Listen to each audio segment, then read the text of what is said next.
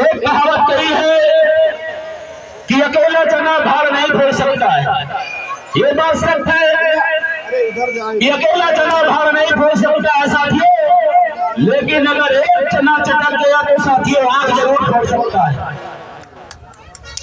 तो इसलिए साथियों ये भारत देश लोकतांत्रिक देश है। हमारे माननीय सांसद जी ने ये करके दिखा दिया है, ना किसी पार्टी ना किसी दल अपने बलबूते पे आज दिल्ली में बैठे हुए हैं। इसलिए साथियों बता रहा हूं कि कभी हताशा और निराशा नहीं होनी चाहिए। अभी एक बाबा साहब के इसी प्रांगण में एक बहुत छोटी सी बात हो गई थी, उसमें हमारे कवि क्षेत्र के साथी काफी अधिवक्ता बंधुओं ने हमसे बताया। हमने तत्काल एसडीएम साहब को फोन किया, तत्काल एसडीएम साहब ने फोर्स में भेज के काम को रुकवा दिया, सारे लोगों को भगा दिया। और एसडीएम साहब ने हमसे दोबारा वार्ता करके कहा कि मंत्री जी बताइए कोई बात तो नहीं है। मैंने कहा नहीं, कोई ऐसी बात नहीं है, कोई दिक्कत नहीं।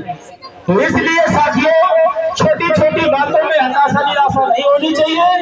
और हमारे बहुत अभिन्न साथी मूसानगर से चल के आए संभवतः वीरभूम के निवासी राजा भाई, मैं इनका मंच के माध्यम से हार्दिक स्वागत करता हूँ। वो सम्मान लेना चाहते हैं कि नहीं, वो सम्मान लेना चाहते हैं तो युवाओं मिलकर इस देश के अंदर पूरे भारत के अंदर मेरा परचम लहरा दीजिए।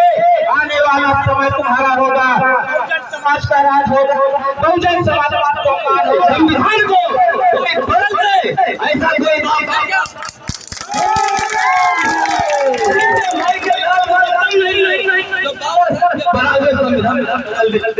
क्योंकि कोई इतना पढ़ा लिखा कोई काबिल नहीं है जो बाबा साहब के बदले हुए संविधान को बदल दे। मैं छोटी सी कहानी के माध्यम से आप लोगों को बताना चाहता हूँ। एक गांव था, छोटी सी कहानी है। एक गांव था, उस गांव में काफी समय से बारिश नहीं हुई थी। उस गांव में से बारिश नहीं हुई थी। गांव के लोग बहुत परेशान थे और वो सोच रहे थे अगर बारिश नहीं हुई तो पेड़ पौधे फसलें खराब हो जाएंगी। लोग बहुत परेशान थे। उसी गांव का एक बाबा रहता था। उसी गांव के बाद एक बाबा रहता था।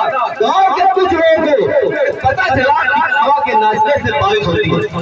गांव के लोगों को पता चला कि बाबा के नाचने से बारिश होती है। जब उन लोगों ने गांव के बाकी लोगों से कहा कि क्यों ना जब बारिश नहीं हो रही है तो क्यों ना बाबा के पास चला जाए। जब बाकी के लोग गांव के बाकी और भी लोगों से मिले और गांव के लोगों से बात की और कहा कि गांव के पास जो बाबा रहता था उसके नाचने से बारिश होती है तो क्यों ना सब लोग मिलकर उस बाबा के पास चला जाए। जब उन लोगों ने गांव के सारे लोगों से बात की और सारे लोग मिलकर उस बाबा के पास पहुंचे। जब पहुंचे और बाबा से कहा,